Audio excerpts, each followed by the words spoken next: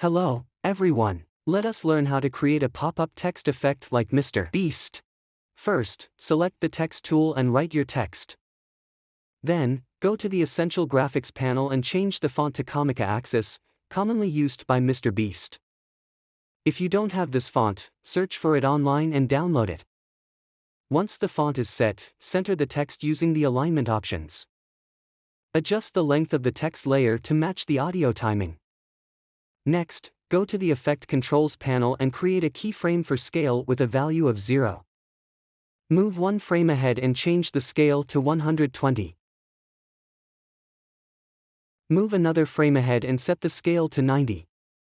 Finally, move one more frame ahead and set the scale back to 100. This will create the pop-up effect.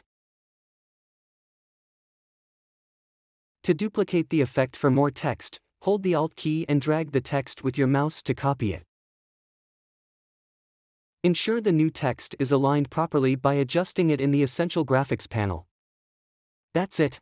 If you found this video helpful, give it a like, drop a comment if you have any questions, and subscribe for more.